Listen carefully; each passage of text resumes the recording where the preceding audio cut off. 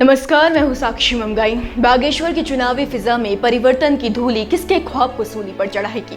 क्या वो भाजपा होगी जो बदलाव के दांव पर हार का स्वाद चखेगी, या वो कांग्रेस होगी जो शिकस्त की एक सीढ़ी और चढ़ेगी, या फिर दोनों की ही किस्मत के सितारे इस दफा गर्दिश को प्यारे होंगे? ये तो सत्ता पर फतह का यकीन एक एक और हर एक जता रहा है, पर बागेश्वर का माहौल कुछ और ही बता रहा है।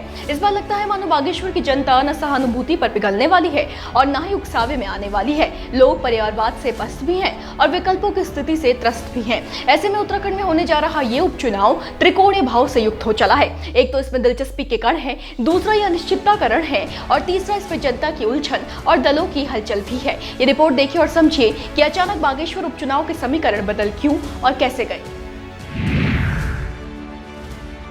उत्तराखंड में उपचुनाव का इतिहास अब तक समान साँचे में सजा दिखा है। यहाँ अगर 14 बार विधानसभा उपचुनाव हुए हैं तो 13 बार सत्ता पक्ष ने जीत का परचम लहराया है। ऐसे में पूर्व कैबिनेट मंत्री चंद्रराम दास के निधन के बाद जब उपचुनाव का शंखनाद हुआ तो बीजेपी की जीत को स्वाभाविक और सरल माना जा रहा था। खुद भाजपा के तमाम बड़े नेताओं ने बागेश्वर में चंपावत उपचुनाव की जीत दोहराने का दावा जताया है।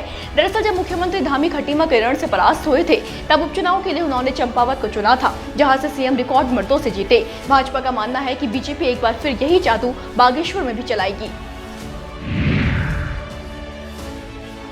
देखिए, जरूरी नहीं है बागेश्वर में सत्ता पक्ष का तिलिस्म पहले के समान काम करे, ये बिल्कुल जरूरी नहीं है। राजनीतिक जानकार मानते हैं कि उत्तराखंड की सियासत में बीते कुछ समय से बदलाव दर्ज किया गया है, क्योंकि प्रदेश में मुद्दों की बाढ़ आई हुई है और समाधान के नाम पर दावों के धरातल पर उतरने का इंतजार बढ़ रहा है। ऐसे में बीजेपी का स्टैंड कमजोर पड़ सकता है।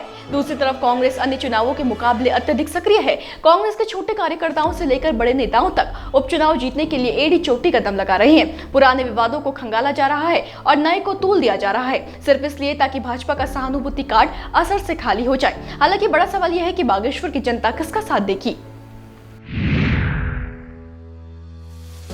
ये पहली बार है जब नतीजों की दिशा भांप पाना मुश्किल हो रहा है। एक तरफ भाजपा है जो भर्ती घोटाले, महंगाई, बेरोजगारी, भू कानून, अंकिता भंडारी हत्याकांड, बैकडोर भर्तियों और अपने विवादित नेताओं के कारण कई बार बैकफुट पर जा चुकी है, तो दूसरी तरफ कांग्रेस है जो अंतरकलह में पड़कर कई बार जनता के चयन की परिधि से ही रवाना करती गई। अन्य दल समन में मौजूद हैं, पर पुराने रिकॉर्ड्स कहते हैं कि लोग विकल्प के तौर पर अब भी दो ही पार्टियों को देखते हैं। इससे हालांकि अन्य दल कोशिश में है कि वे मसलों को लाभ लेते हुए अपनी उपस्थिति दर्ज करवा सके, लेकिन ये उतना आसान नहीं होगा। गौर कीजिए कि बागेश्वर की जनता एक और मुद्दे पर खपा है।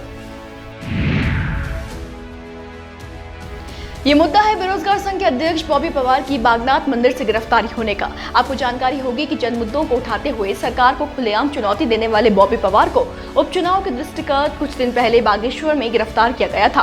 बॉबी पवार को रिहाई तो मिल गई, लेकिन इस मामले ने तूल पकड़ लिया है। कांग्रेस और उत्तराखंड क्रांति दल दोनों ने ही इसे सरकार की बौखलाहट से जोड़ते हुए भाजपा पर तानाशाही करने के आरोप लगा दिए हैं। इस मामले ने जनता में भी क्रोध के बीज बोए हैं। लोगों को लगता है कि बीजेपी बेरोजगार संगठन के खुलासों और संघर्षों से सहमी हुई है, इसलिए हथकंडे अपना रही है नौजवानों की आवाज दबाने के। ये संदेह दल को उपचुनाव में जीत से दूर कर सकती है। बता दें कि भाजपा ने पूर्व कैबिनेट मंत्री चंद्रराम दास की पत्नी पार्वती दास को मैदान में उतारा है। परिवारवाद पर सवाल उठाने वाली बीजेपी ने एक बार फिर खुद परिवारवाद को बढ़ावा दिया है। ये आरोप भी पार्टी पर लग रहे हैं। दूसरी तरफ कांग्रेस की तरफ से मैदान में बसंत कुमार है। कांग्रेस पर इल्जाम है कि दल ने अपने कार्यकर्ताओं की अनदेखी कर आम आदमी पार्टी से प्रत्याशी का चुनाव किया है। खैर, एसपी से भागवती प्रसाद और उत्तराखंड क्रांति दल से अर्जुन कुमार देव, जबकि उत्तराखंड परिवर्तन पार्टी से भागवत कोहली भी मैदान में है। देखिए, 8 सितंबर को जब नतीजे आएंगे तो एक बात तो साफ है कि किसी न किसी का जीत का सपना टूटेगा। एक न एक सवाल के कटघरे में सब खड़े हैं, पर विजय के संकल्प भी सबने जताए हैं। ऐसे में तय है कि जीत का दावा सच सिर्फ एक का होगा, लेकिन किसका ये जनता तय करेगी। ये आप बताएंगे कि आप किसके साथ हैं। जब आपका इंतजार रहेगा, फिलहाल विदा लेते हैं। फिर हाजिर होंगे, बने रहें देवभूमि इनसाइडर के साथ। जी डाउनलोड करें देवभूमि इनसाइडर।